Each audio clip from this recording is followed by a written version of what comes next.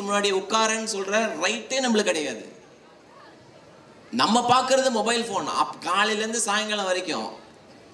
நான் தான் sir ma'am கிட்ட சொல்லிட்டு இருந்தேன், இந்த மொபைல் ஃபோனை பற்றி நான் பின்னாடி பேச வரேன் நான். ஓகே, அதுதான் நியூ ஏஜ் கேன்சர். நம்ம கிட்ட இருக்க கொல்லிக்கட்டை அதுதான். உங்க குழந்தைங்க உருப்புணுன்னா அதை எங்கேயா தள்ளி வச்சு ஒழிச்சு வச்சாதான் உண்டு, வேற வழியே கிடையாது. அப்போ ரோல் மாடல்ன்றது என்ன? உங்க குழந்தைங்க நீங்க என்ன பண்றீங்கன்றதான் அவ்வளோ கீனா வாட்ச் பண்ணுவாங்க. என்ன வேர்ட்ஸை யூஸ் பண்ணீங்க. உங்க குழந்தை திடீர்னு ஒரு கெட்ட வார்த்தை யூஸ் பண்ணுது அப்படின்னா அது எங்கேருந்து கத்துக்குதுன்னா ஸ்கூல்ல இருந்து கிடையாது. they pick it up from the father and mother. பொய் சொன்னீங்கன்னா குழந்தைங்களுக்கு தெரியுது. அதாவது என் பையன் இஸ் மை கிரேட்டஸ்ட் டீச்சர். அவனுக்கு இப்போ 19 வயசு ஆகுது. அவங்ககிட்ட இருந்து கத்துக்காத பாடம் வேறு எதுவுமே கிடையாது. அவனை நான் தான் டெய்லி ஸ்கூல்ல ட்ராப் பண்ணுவேன். இது நடந்தது 3ஆம் கிளாஸ்ல. அவனை ட்ராப் பண்ணிட்டு அவங்க ஸ்கூல்ல இருந்து 20 நிமிஷம் என் ஆஃபீஸ். கார்ல ஏறி உட்காந்து பாரு, சீட் பெல்ட் போட்டு பாரு, நாங்கள் 2 பேரும் அப்படியே பேசிட்டே போவோம். ஒரு நாள் அப்படி பேசிட்டே வரும்போது டெய்லி ரூல் என்னன்னா, ஸ்கூல்லேருந்து இறங்கி போகும்போது நான் அப்படி கேட்பேன், எனக்கு ஒரு முத்தம் கொடுத்துட்டு போனோம். அதான் ரூல். சென்னையில் ஒரு நாள் நான் கார் ஓட்டிகிட்டே வரேன். துறைப்பாக்கம் சிக்னலில் க்ரீன்லேருந்து எல்லோ மாறுது சிக்னல். இப்போ நார்மலாக க்ரீன், எல்லோ, ரெட்டு இதான சிக்னல் இருக்கும் 3. க்ரீன்னா கோ, எல்லோனா ஸ்லோ டவுன், ரெட்டுனா ஸ்டாப். ஆனால் நம்ம ஊரில் டிராஃபிக் சிக்னல் அப்படி கிடையாது. க்ரீன்னா கோ, எல்லோனா ஃபாஸ்ட்டாக கோ, ரெட்டுன்னா போலீஸ்காரன் இருக்கானா பாரு, இல்லைன்னா போய்கிட்டே இரு அப்படின்னு நினச்சிப்போம். அதாவது எங்கே மேக்ஸிமம் டிராஃபிக் வயலேஷன் பார்க்கலாம்னா ஸ்கூல் வாசலில் பார்க்கலாம். எந்த ஸ்கூல் வேணால் எடுத்துக்கோங்க. இங்கே தெரில, இங்கே எல்லாரும் பஸ்ஸில் வர்றதுனால இங்கே டிராஃபிக் வயலேஷன் வர்றதுக்கும் வாய்ப்பு கிடையாது. சென்னைக்கு மிக அருகில், கோயம்புத்தூருக்கு மிக அருகில் அப்படின்ற மாதிரி. இப்போ சிட்டிக்குள்ளே இருந்தீங்கன்னு வச்சுக்கோங்களேன், நம்ம ஸ்கூலில் வர பேரண்ட் பாருங்களேன், முன்னாடி ஒன்று உட்காந்துருக்கும், பின்னாடி ஒன்று உட்காந்துருக்கும். அப்பா ஓட்டிட்டு வருவார், லைட்டை போட்டுருவார். லைட்டு போட்டால் அவரை பொறுத்த வரைக்கும் ஆப்போசிட் சைடில் வரலாம். அதான் நம்ம ஊர் ரூல். அந்த சைடு நார்மலாக வரோம்னா நம்மால் திட்டுவோம், லைட்டு போட்டிருக்கேன் தெரில உனக்கு. இப்போ நான் என்னாச்சு, சிக்னல் க்ரீன்லேருந்து எல்லோ மாறுது. நான் 60 கிலோமீட்டர் ஸ்பீடில் காரில் போயிட்டு இருக்கேன். ஒரே அழுத்து காரை 60லேருந்து 90க்கு போச்சு. வண்டி ஜூம் அப்படின்னு போச்சு. ஒரு ஆட்டோக்காரன் குறுக்க வந்துட்டான். அவனுக்கு ரெட்டு விழுந்துருச்சு, எனக்கு ரெட்டு விழுந்துருச்சு. ராதர் நான் ஜம்ப் பண்ணிட்டேன், ஆட்டோக்காரனை இடிச்சிருப்பேன். அப்படி போனேன். போகும்போது ஆட்டோக்காரனை திட்டிட்டு வேற போனேன், இடியட், சிக்னல் விழுந்து கூட தெரில அப்படின்னு. அது வரைக்கும் என்னை பார்த்துட்டே வந்தான் என் பையன். திடீர்னு அந்த பக்கம் ஜன்னல் திரும்பி அந்த சைடு உட்காந்துக்கிட்டான். பேசவே இல்லை, எந்த கேள்வி கேட்டாலும் பதில் சொல்ல. எனக்கு நான் பண்ணது தப்புனே தெரியலையே. பிரச்சனையே அதுதான், நம்ம பண்ணது தப்புனே தெரியாமல் நம்ம நிறைய பேராக சுற்றிக்கிட்டு இருப்போம். இப்போ ஸ்கூலில் இறக்கி விட்டுட்டேன், பார்க்கிங் லாட்டில் இறக்கி விட்டுட்டு, டே ரோன் ஒரு முத்தம் கொடுறா அப்படின்னு. சாரி அப்படின்னு ஒரு இங்கிலீஷில். நான் சொன்னேன், என்னடா ஆச்சுன்னு. What you did was wrong, நீ பண்ணது தப்பு அப்படின்னா. என்னடா தப்பு அப்படின்னா, சிக்னல் நீ ஜம்ப் பண்ணல அது தப்பு அப்படின்னா. ஃபர்ஸ்ட் ஆஃப் ஆல் எந்த அப்பா பிள்ளைகிட்ட தப்புன்னு ஒத்துப்போம், அதுவும் அதுக்குள்ளூண்டு வாண்டுக்கிட்ட. உடனே நான் சொன்னேன், யாரா சொன்ன தப்புன்னு. எல்லோருக்கும் போது தானே கிராஸ் பண்ண, அதில் என்ன தப்பு அப்படின்னா. அவன் சொன்னா, எல்லோ மீன்ஸ் ஸ்லோ டவுன் இல்லைப்பா, நீ ஃபாஸ்ட்டாக தானே போன, அந்த ஆட்டோ அங்கிள் இடிச்சிருப்பல்ல நீ, அப்போ தப்பு தானே அப்படின்னு. உடனே நான் ஆர்கியூ பண்ண, அவன் பதில் சொல்ல. எனக்கு ஒரு ஸ்டேஜில் பயங்கர கோவம் வந்துருச்சு. டேய், ஐ எம் யுவர் ஃபாதர், எனக்கு தெரியுமா உனக்கு தெரியுமா, சொல்கிற பேச்சு கேளு அப்படின்னு. அவ்வளோ, அதுக்கு மேலே இந்த குழந்தை என்ன ஆர்கியூ பண்ணுவான். ஓகேப்பா அப்படின்ட்டு வா அப்படின்னா. என்னை கூப்பிட்டான், ஒரு முத்தம் கொடுத்தான் கடுப்பில். கொடுத்துட்டு பாய்டா அப்படின்னு. அவ்வளோ தூரம் போனவன் திரும்பினான். திரும்பிட்டு ஒரு வார்த்தை சொன்னான், அப்பா இதே தான் சொன்னான் இங்கிலீஷில். அப்பா இதே யுவர் ரைட், ஆர் ரூயி ma'am who taught me traffic signal yesterday was wrong. அவங்க போய் சொல்லியிருக்காங்க. ஒன்னா நீ சொல்றது ரைட்டு, இல்லைனா நேற்று தான் எங்கள் ரூயி மேம் டிராஃபிக் சிக்னல் பற்றி சொல்லி கொடுத்தாங்க. க்ரீன்னா go, yellow means slow down stop, ரெட்டுனா கம்ப்ளீட் ஸ்டாப் பண்ணணும் அவங்க சொன்னாங்க. அவங்க போய் சொல்லியிருக்காங்கப்பா அப்படின்னா. அப்படியே பலார்னு செருப்பால் அடிச்ச மாதிரி இருந்தது எனக்கு. எனக்கு என்ன தோணுச்சு தெரியுமா, நான் என்னடா மோட்டிவேஷனல் ஸ்பீக்கர், ஊராக போய் அட்வைஸ் கொடுக்குறது. என் பிள்ளைக்கு என்னால் ஒரு ரோல் மாடலாக இருக்க முடியல. அன்னைக்கு நானே எனக்கு சத்தியம் பண்ணிக்கிட்டேன், கடவுளே ஜென்மத்துக்கு இனிமேல் டிராஃபிக் சிக்னல் ஜம்ப் பண்ணக்கூடாதுன்னு. இது நடக்கும் போது என் பையனுக்கு 7 8 வயசோ, இன்னைக்கு 19 வயசு. காலரை தூக்கி சொல்லிக்கிறேன், இது வரைக்கும் நான் டிராஃபிக் சிக்னல் ஜம்ப் பண்ணதே கிடையாது. இதில் என்ன கொடுமை அப்படின்னா, சில நாள் நைட் ஷோ படம் பார்த்துட்டு 1:20 நைட்டு சத்தியம் தியேட்டர்னு சென்னையில் இருக்குது. அது வாசலில் ஒரு டிராஃபிக் சிக்னல் இருக்குது, 120 செகண்டுன்னு காமிக்கும். நைட்டு 1:20க்கு நம்ம நிற்போம். நமக்கு பின்னாடி ஒரு ஓலா டிரைவர் வந்து ஆன் அடிப்பார், பேங். அப்போ நான் சொல்லுவேன், சிக்னல் நைட்டு 1:20க்கு யாருமே இல்லை. அவன் கண்ணாடி இறக்கிட்டே தமிழ், மெட்ராஸ் தமிழில் ரொம்ப கொடுமையாக இருக்கும், அவ்வளோ கெட்ட வார்த்தை இருக்குது. எதையாவது ஒன்று சொல்லிட்டு சொல்லுவான், அதான் யாரும் இல்லையே கஸ்மாலம் போ அப்படின்னுவான். நான் சொன்ன டிராஃபிக் சிக்னல். அப்புறம் அடிச்சுக்கிட்டே இருப்பான் பாருங்க. அப்புறம் பையன் பக்கத்தில் உட்காந்துருக்கான்ல, அதனால் வண்டியை நான் அப்படியே ஓரமாக ஒதுக்கி அவனுக்கு வழி விடுவேன். அவன் போகும்போது கண்ணாடியை இறக்கி தமிழில் இருக்க அவ்வளோ கெட்ட வார்த்தைகள் நம்ம திட்டிட்டு போவான். சரியா? நார்மலாக இருந்தால் இறங்கி 2 அப்பா அப்பலாம் போல கோவம் வரும். அவன் போன பிறகு நான் திரும்பி என் பையனை பார்த்தால என் பையன் சொல்லுவான், that's good, good பாப்பா, good அப்படின்னுவான். அவ்வளோதான் நம்மளுக்கு matter. am I being a good father to my son? என் பையனுக்கு என்னால் ரோல் மாடலாக இருக்க முடியுமா? இருந்தால் எங்கள் அப்பா மாதிரி இருக்கணும், என் அம்மா மாதிரி இருப்பேன்னு நம்ம பையன் சொல்கிறானா, நம்ம பொண்ணு சொல்லுதா, அதுதான் பியூட்டிஃபுல் லைஃப். பக்கத்து அங்கிள் மாதிரி இருக்கணும், ஆக்டர் விஜய் மாதிரி இருக்கணும், அஜித் மாதிரி இருக்கணும், சச்சின் டெண்டுல்கர் மாதிரி இருக்கணும், வாய்ப்பே கிடையாது. நம்ம புள்ள நம்ம அப்பாவை ரோல் மாடலாக எடுத்துக்குதா, நம்ம அம்மாவை ரோல் மாடலாக எடுத்துக்குதா, அவ்வளோதான் வாழ்க்கை. அந்த வாழ்க்கையை நீங்கள் வாழ்ந்துட்டீங்கன்னு வச்சுக்கோங்க, உங்களை விட பெட்டர் பேரண்ட் வேறு யாருமே கிடையாது. So point number 2, be a good role model. உங்கள் பசங்க இருக்கும்போது ரொம்ப கேர்ஃபுல்லாக இருங்க. இது ஒரு நாள் நல்ல அப்பா வரணும், அடுத்த நாள் அப்படியே மாற முடியாது. ஒரு நாள் நல்ல அம்மா வரணும், அடுத்த நாள் மாற முடியாது. It is about being consistent. And parenting is always 2-way process. குழந்தைங்க செம்ம ஸ்மார்ட், யாருக்கிட்ட எதை கேட்கணும் நல்லா தெரியும். அம்மா திட்டும் போது அப்பா போய் கொஞ்சாதீங்க. அந்த குழந்தைங்க சூப்பராக தெரியும் யார்கிட்ட அலைன் ஆகும். பசங்களாக இருந்தால் அம்மாவோட அலைன் ஆகிடும், பொண்ணாக இருந்தால் அப்பாவோட அலைன் ஆகிடும். ஒரு வீட்டில் ஒரு கண்டிப்பு அப்படின்னா அது 2 பேரும் கன்சிஸ்டண்டாக கொடுக்கணும் ஒரே மெசேஜை. இல்லைன்னா அதுக்கு கிளீனாக தெரியும் யார்கிட்ட போனால் காரியம் நடக்கும் தெரியும். பயங்கர ஸ்மார்ட். 3வது, இதை எவ்வளோக்கு எவ்வளோ போஸ்ட்போன் பண்ண முடியுமோ போஸ்ட்போன் பண்ணுங்க.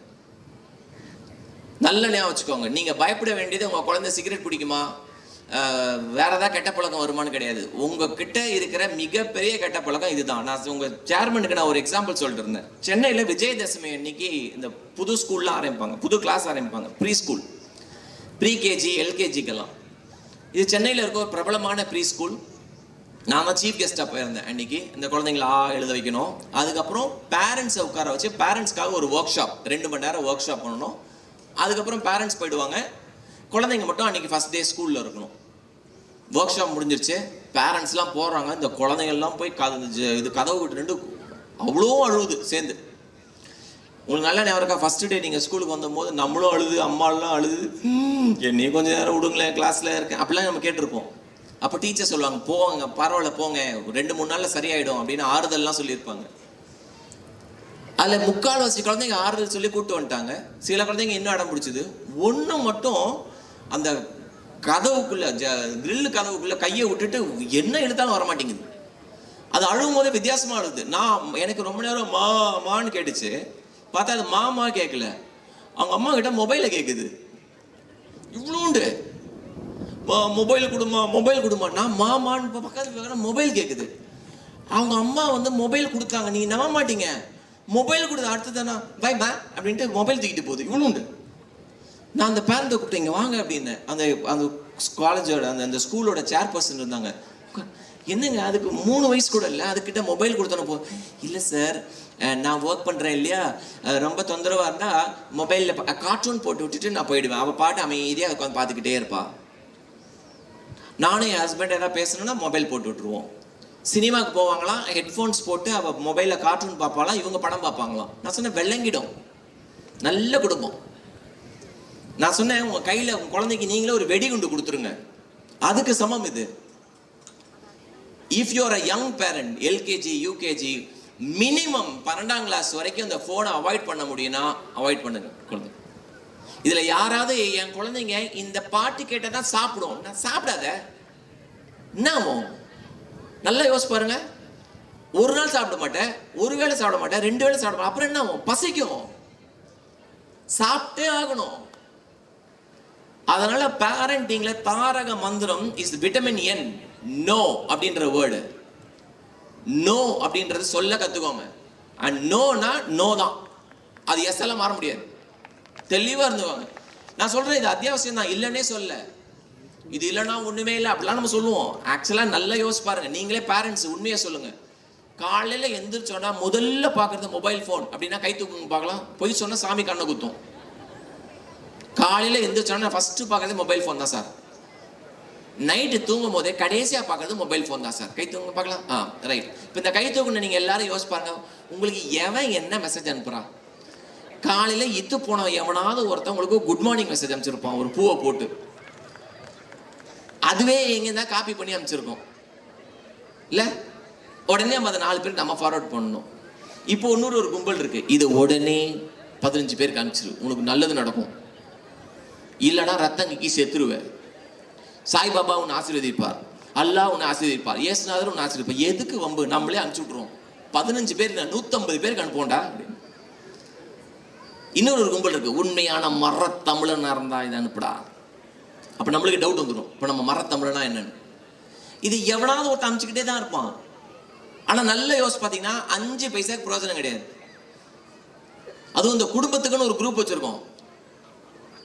மாமா ஐயோ அங்க பாருங்க ஒருத்தவங்க, ஐயோ நான் படுற பாடு இருக்கு, அது வெளியிலயும் வர முடியாது, வெளியில வந்து அவங்க திருப்பி சேர்த்து விட்டுருவானுங்க. ஆமா அது வேற பாருங்க. ஸோ இப்போ நீங்க when you are addicted to your mobile phone, நம்ம போய் நம்ம குழந்தைகிட்ட வேற கேட்கறதுக்கு ரைட்டே கிடையாது. நீங்க ஏதாவது கோயம்புத்தூர்ல எந்த ஒரு ஹோட்டலுக்கு வேணா போங்க, ஸ்டார் ஹோட்டல் போங்க, அந்த குழந்தைங்க என்ன பண்ணுன்னு பார்த்தீங்கன்னா, குழந்தைங்களுக்கு முன்னாடி இப்படி இருக்கும் ஒரு ஃபோன், கார்ட்டூன் பார்த்துட்டு இருக்கும். இது பார்க்கறதால என்ன ஆகும்னு மட்டும் நான் சொல்லிடுறேன். உங்களால கூகுள் பண்ற பழக்கம் இருந்துச்சுன்னா இந்த ஆர்டிக்கல் எடுத்து படிங்க. Have we lost a generation to mobile phone? ஒரு தலைமுறையே மொபைல் போனுக்கு தொலைத்து விட்டோமா அப்படின்றது அந்த ஆர்டிக்கல். அது படிக்கும் போது பதறும். ஏன்னா ஸ்மோக்கிங் எவ்வளோ டேஞ்சரஸோ, ஆல்கஹால் எவ்வளோ டேஞ்சரஸோ, அதை விட பல மடங்கு டேஞ்சரஸ் மொபைல் ஃபோன். என்ன பார்க்குறாங்கன்ற கண்ட்ரோல் உங்ககிட்ட இருக்காது. இந்த குழந்தைங்க தொடர்ந்து மொபைல் ஃபோனை பார்க்கும்போது ஒரு விஷயம் நடக்கும், ஈஸியாக கண்ணாடி ஃபஸ்ட்டு போடுவாங்க, அதுதான் ஃபஸ்ட்டு. தூக்கம் வராது, மூளை ஒரு மந்த நிலைமை அடையும், படிக்க முடியாது, புக்கு படிக்க முடியாது, ஏன்னா ஒரு ஹேசினஸ் இருக்கும். நீங்கள் வாட்ஸ்அப் பண்ணும்போது ஒரு சவுண்ட் வரும் இல்லை, ப்ளூ டிக் வரும்போது ஒரு சவுண்ட் வரும் பார்த்தீங்களா, டிங் அப்படின்னு ஒரு சவுண்ட் வரும் இல்லை, என்னைக்கா யோசிச்சிருக்கீங்களா அது ஏன் டிங்னு வச்சிருக்காங்க, ஏன் டும்முன்னு வைக்கலன்னு? ஏன்னா சயின்ஸ் அந்த சவுண்டு வரும்போது உங்கள் பிரெயின்லேருந்து ஒரு கெமிக்கல் ரியாக்ட் ஆகும், ஒரு இவ்வளோ. அதனால தான் நம்ம பக்கத்து ஆன்டிக்கு வாட்ஸ்அப்பில் வந்தால் நம்ம எடுத்து பார்ப்போம், நமக்கே வர மாட்டேங்குது, நமக்கே வர மாட்டேங்குது மெசேஜ். நம்ம ஃபேஸ்புக்கில் ஒரு ஃபோட்டோ போட்டோமே, ஒரு பையன் கூட நம்மளை லைக் பண்ண மாட்டானே. ஏன்னா நம்ம குழந்தைங்களோட இன்னைக்கு இருக்கிற மிகப்பெரிய ப்ராப்ளம், ஐயோ இது வந்து ரொம்ப கஷ்டமாக இருக்கும் சொல்லும் போது. நம்ம குழந்தைங்களோட ரெக்கக்னிஷன் எங்கே தேடுறாங்கன்னா சோஷியல் மீடியாவில் தேடுறாங்க. ஃபேஸ்புக்கில் ஒரு முகம் தெரியாத யாரோ ஒருத்தரோ, இன்ஸ்டாகிராமில் ஒரு முகம் தெரியாத யாரோ ஒருத்தர் நீ க்யூட்டாக இருக்க, நீ சூப்பராக இருக்க, அழகாக இருக்கிற அப்படின்னு சொல்கிறதுக்காக அதுக்கு ஏங்குறாங்க. அதை ஏன் நம்ம ரியல் லைஃப் பீப்புள் கிட்ட இருந்து கரைக்க மாட்டேங்குது, அப்பா அம்மா சொந்தக்காரங்க. ஸோ இதை வந்து அவாய்ட் பண்ண முடியாது. ஆனால் முடிஞ்ச அளவுக்கு நீங்கள் டிலே பண்ணலாம். இது எவ்வளோக்கு எவ்வளோ டிலே பண்ணுறீங்களோ அவ்வளோக்கு அவ்வளோ நல்லது. குறிப்பாக ஃபார்மேட்டிவ் இயர்ஸில் எல்கேஜி, யூகேஜி, ஃபஸ்ட் ஸ்டாண்டர்ட், அந்த 5th ஸ்டாண்டர்ட் டைம் வரைக்கும் mobile phone is a strict no. வீட்டில் ஒரு பெருமையும் கிடையாது, எனக்கு என் பையன்கிட்ட ஐஃபோன் இருக்குது, ஆப்பிள் ஐபேட் இருக்குது, எந்த ஒரு ஸ்க்ரீன் இருந்தாலும் அதை தயவு செஞ்ச ஹாலில் மட்டும் வைங்க. ஏன்னா இப்போல்லாம் முன்னாடி வீட்டில் ஒரே ஒரு டிவி இருந்துச்சு, அந்த டிவிக்கு முன்னாடி தான் எல்லாரும் உட்காந்து பார்க்கணும். இப்போ அப்படி கிடையாதுல்ல. பணம் காசு வந்தோடனே நம்ம என்ன பண்ணோம், அப்பா ரூமில் ஒரு டிவி, தாத்தா பாட்டி ரூமில் ஒரு டிவி, தாத்தா பாட்டி மெகா சீரியல் பார்க்கலாம், அப்பாவுக்கு பிடிச்சதை ஹாலில் பார்க்கலாம், குழந்தைங்க ரூமில் டிவி, ஒரு பெருமையும் கிடையாது. நல்ல குடும்பம் எது அப்படின்னா, குடும்பத்தில் டைனிங் டேபிளில் உட்காந்து ஃபஸ்ட்டு நம்ம எல்லாரும் சேர்ந்து சாப்பிட்றோமான்னு பாருங்கள். உங்கள் வீட்டு டைனிங் டேபிளில் நான் இன்னைக்கு சொல்கிறேன் என்னெல்லாம் இருக்குன்னு. முடிஞ்சால் ஒரு தட்டு நிறைய பழம் இருக்கும், நிறைய மருந்து பாட்டில் டப்பா இருக்கும், வாட்டர் பாட்டில் இருக்கும், எல்லாருக்கும் சேர்ந்து இருக்கணும். டைனிங் டேபிள் வந்து ஷோகேஸ் மாதிரி ஃபுல்லாக இருக்கும். எவனா சொந்தக்காரன் வர அன்னைக்கு மட்டும் அது எல்லாத்தையும் எடுத்து போட்டு நாங்களாம் இங்கே தான் உட்காந்து சாப்பிடுவோம். ஆனால் அங்கே உட்காந்து சாப்பிட்றது கிடையாது. அம்மா கிச்சன்லேயே சாப்பிடுவாங்க, அப்பா டிவிக்கு முன்னாடி சாப்பிடுவார், பையன் அவன் ரூமில் சாப்பிடுவான். A family that does not dine together பேசவே முடியாது.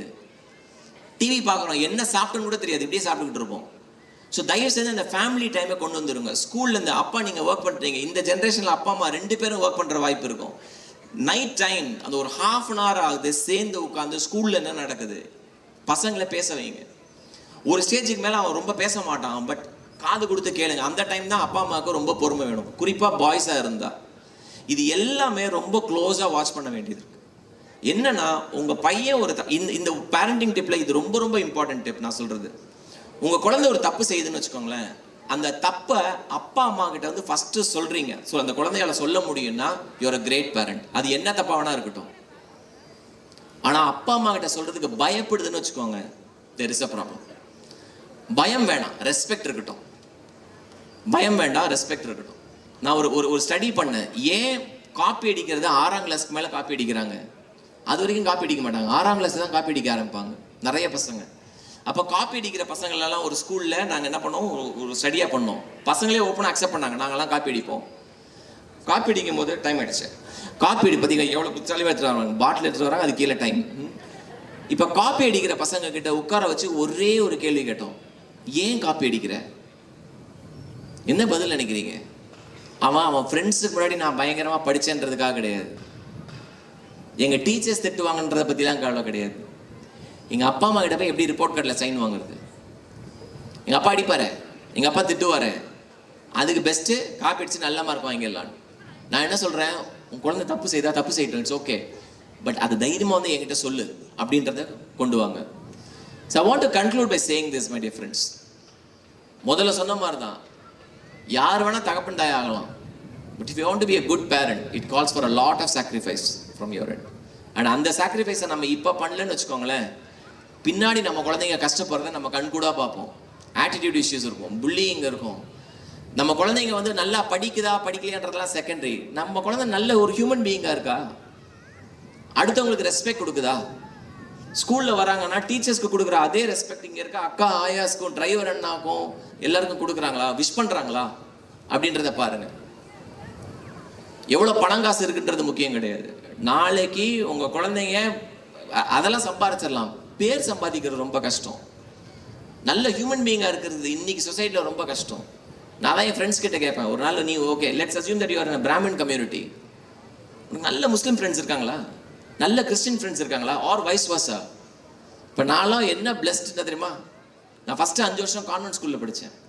6ஆம் கிளாஸ்லேருந்து 12ஆம் கிளாஸ் வரைக்கும் நான் படித்தது ஒரு பிராமின் இன்ஸ்டிடியூஷன், சங்கராச்சாரியார் ரன் பண்ண காலேஜ் ஸ்கூலில் படித்தேன். அப்புறம் லாயலா காலேஜில் போய் படித்தேன்.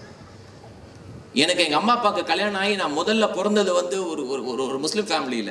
நான் கல்யாணம் பண்ணி முதல் விருந்து யார் வீட்டுக்கு போனேன்னா எங்கள் சொந்தக்காரங்க வீட்டில் இல்லை, காலிக் பாய் அவங்க வீட்டில் தான் போய் முதல்ல சாப்பிட போனோம். அதனால் அந்த வளர்ப்பே அப்படி இருந்துச்சு, எல்லாரையும் அரவணைச்சு கொண்டு போகணுன்ற அந்த வளர்ப்பு இருந்துச்சு. அதனால் உங்கள் குழந்தைய வளர்க்கும் போதும் தயவு செஞ்சு ஜாதி மதம் இதெல்லாம் தாண்டி வளர்த்துருங்க. These kids will go on to become great citizens. I wish you all the very best. உங்க கூட பேசுனதுல ரொம்ப சந்தோஷம். Okay, sit back and enjoy the lovely culture.